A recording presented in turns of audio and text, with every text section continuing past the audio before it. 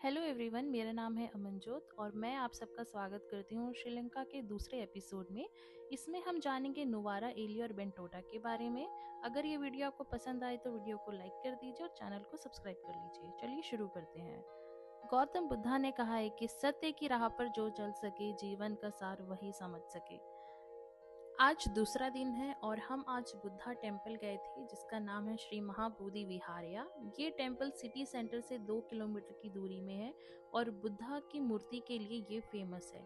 इसकी हाइट है कम से कम 26.83 metre, which makes it one of the tallest statue in the country.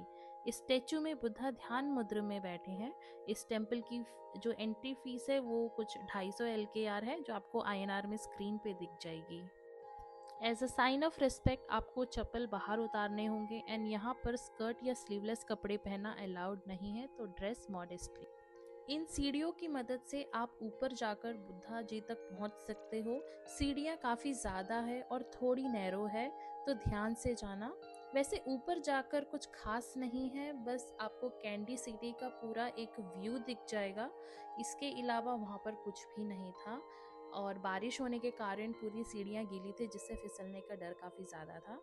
यहाँ पर एक स्कूल भी है जहाँ बच्चे पढ़ रहे थे और ये एक तरह का आश्रम है जहाँ पर ये यहाँ रहते हैं। बुद्धिज़्म टीचिंग्स इन्हें सिखाई जाती है और ये बहुत ही एक खूबसूरत सा बुद्धा का मंदिर था। तो यहाँ जाना बिल्कुल ना भूले अगर आप कैंडी में हो तो।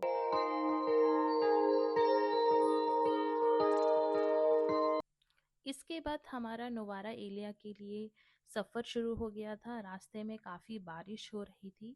हम गए थे अगस्त के महीने में, तो आप ध्यान रखना अगस्त वहाँ पर शोल्डर पीरियड है और बारिश होती है। और मेरी तबीयत भी काफ़ी ख़राब हो गई थी, तो मैं ज़्यादा कुछ कर नहीं पाई नोवारा एलिया में, पर जो कुछ भी किया मैंने वो मैं आपको आगे दिखाऊंगी। इसके अलावा हम ग्लेनलॉक टी फैक्ट्री गए थे, जो कि चाय बागान है। वहाँ पर म्यूज़ियम है, चाय की शॉप है। आप वहाँ से टी डस्ट खरीद सकते हो, कॉफ़ी खरीद सकते हो और पूरा प्रोसेस दिखाते हैं कि चाय कैसे बनती है, कैसे पैक होती है।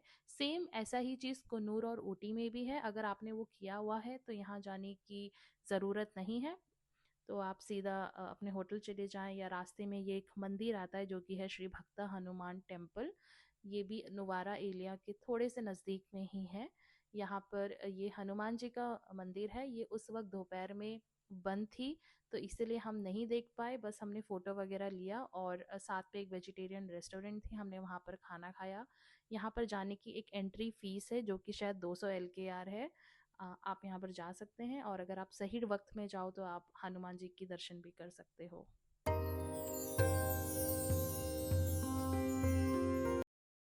आप नोवारा एलिया में ये सारी एक्टिविटीज़ कर सकते हैं जिसे मैंने स्क्रीन पे मेंशन कर दिया है। नोवारा एलिया को लिटिल इंग्लैंड भी कहा जाता है क्योंकि इसे ब्रिटिशर्स ने कॉलोनाइज्ड किया था और यहाँ पर जितनी भी बिल्डिंग्स हैं वो ब्रिटिश आर्किटेक्चर की है।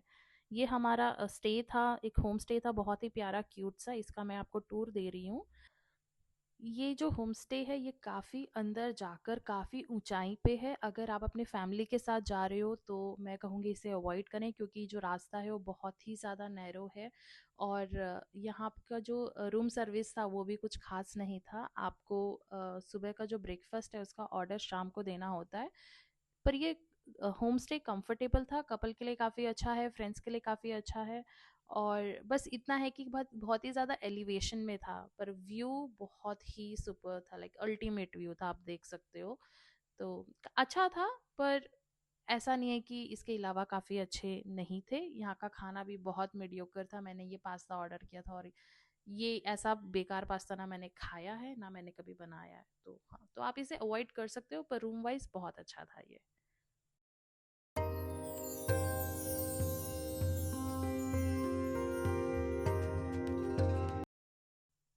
नोवारा एलिया में हमारा तीसरा दिन शुरू हो गया था। सबसे पहले सुबह हमने विजिट किया सीता जी का ये मंदिर, जिसे सीता अम्मन कोइल भी कहा जाता है। इसकी एंट्री फीस है 100 LKR। जब हम ये टेम्पल विजिट कर रहे थे तब वहाँ पर आरती हुई थी। हम लकी थे कि हमें वो आरती देखने को मिली। अंदर में वैसे फोटोग्राफी वीडियोग्राफी अलाउड नहीं है, मुझे पता नहीं था, मुझे बाद में पता चला।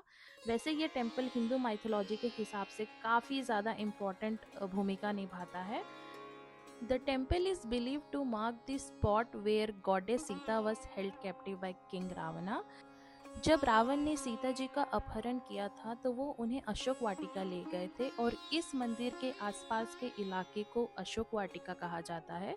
आप देख सकते हैं वहाँ पर एक छोटा सा पादुका है, आपको अभी थोड़ी देर में क्लियरली दिखाई देगा। ये पादुका हनुमान जी की पादुका है, ऐसा कहा जाता है। जब हनुमान जी सीता जी को ढूंढते हुए यहाँ पहुँचे थे तो वो यहीं पर उन्हें मिले थे और यहाँ पर उनसे रिक्वेस्ट की थी वापस चलने के लिए। तो ये जो स्ट्रीम है यहाँ पर सीता जी नहाया करती थी, ऐसा माना जाता है। जो क्यू था वो अशोक वाटिका के वहाँ छोटे से जो मंदिर है वहाँ पर जाने का काफ़ी लंबी थी, तो इसलिए हम नहीं गए, हमने स्किप किया। फिर हम आगे निकल गए बेंटोटा के लिए, क्योंकि सफ़र काफ़ी ज़्यादा था नुवारा एलिया से बेंटोटा के लिए। नुवारा एलिया एक हिल स्टेशन है, वहाँ बारिश होती रहती है, वहाँ पर ठंड है और घुमाईदार रास्ता है, तो आप इन सब चीज़ों का ध्यान रखना। ये एक व्यू पॉइंट था रास्ते में बेंटोटा की तरफ जाते वक्त, जब हम नुवारा एलिया से नीचे आ रहे थे, जिसे सेंट क्लेयर्स वाटरफॉल कहा जाता है। इसकी कोई एंट्री फीस नहीं है, आप यहाँ से इस वाटरफॉल को देख सकते हो और फोटोज ले सकते हो। फिर हम चल पड़े बेंटोटा के लिए। जैसे मैंने कहा रास्ता बहुत लंबा था, रास्ते में बहुत बारिश हो रही थी और हम बार बार रुक भी रहे थे क्योंकि तबीयत थोड़ी ख़राब सी थी।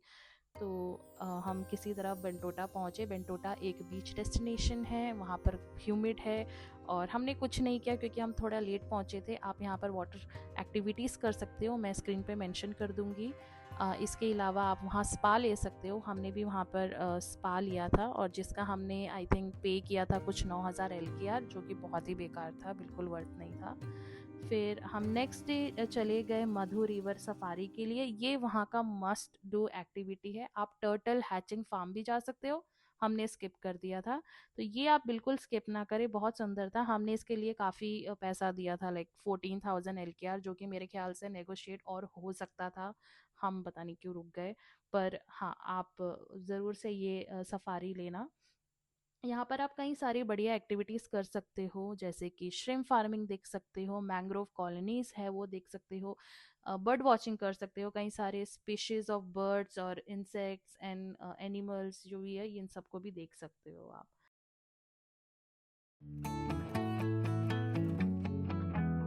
Seems like you've been busy since you went away.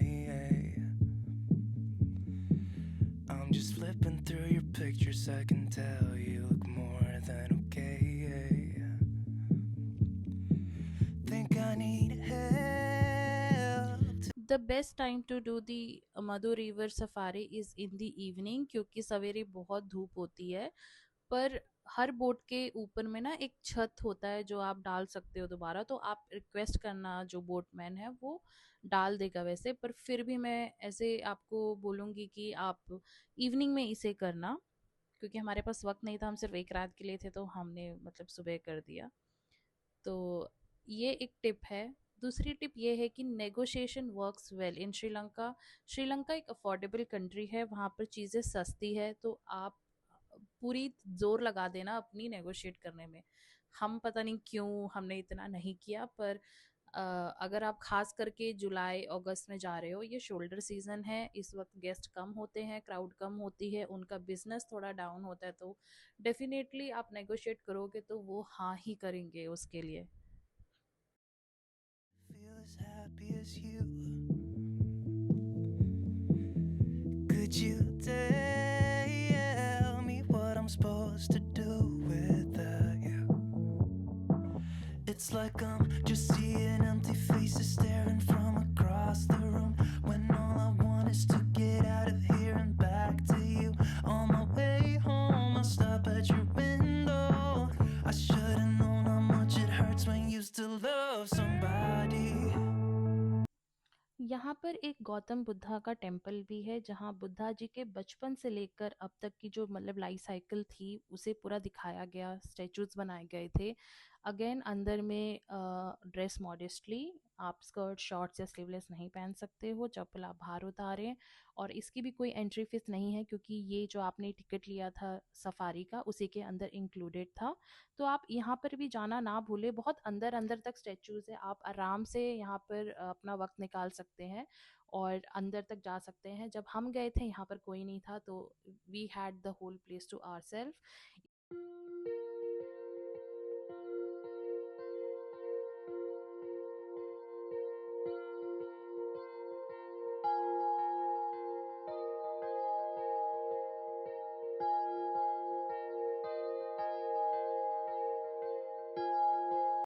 आप देख सकते हो कि एक-एक साल की एक-एक मूर्ति लगी हुई थी।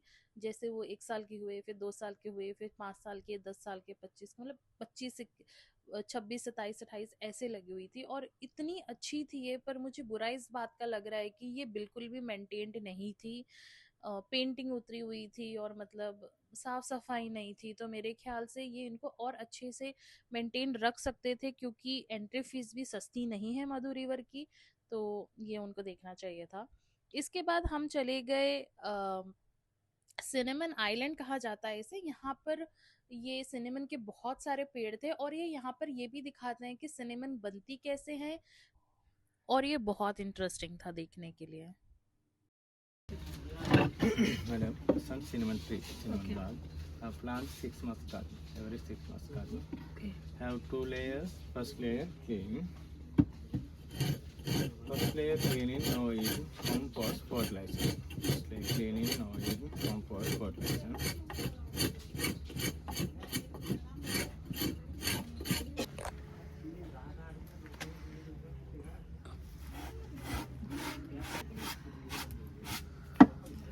Second layer cinnamon. Okay. Second layer cinnamon very hard. Some copper string here brush. Here brush making soft. Remove the cinnamon easy. No machine, not manual.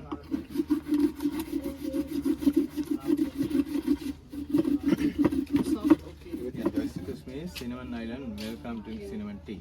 Okay, thank you. Cinnamon tea without sugar, without tea powder. Only cinnamon powder and clear water mixing. 10 minutes boiling. Okay. Good for sugar, cholesterol, diabetes level control.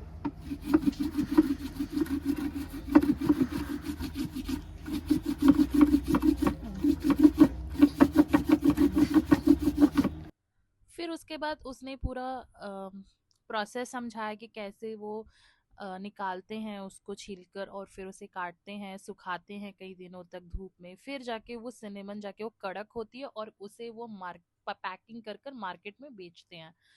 यहाँ पर ये लोग बेच रहे थे। Of course हर जगह में कुछ ना कुछ गिफ्ट शॉप्स होते हैं जहाँ से आपको कुछ खरीदना होता है, आप खरीद सकते हैं।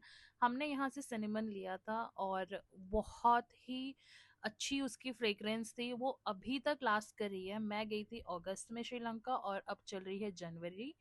आप समझ सकते हैं कि वो अब तक लास्ट कर रही है, क्योंकि यूज़ तो थोड़ी सी होती है। और बहुत ही अच्छा उसका अरोमा और टेस्ट है। आप पक्का वहाँ से ये लीजिए। हमने कुछ 500 LKR का वो सिनेमन का एक पैकेट लिया था।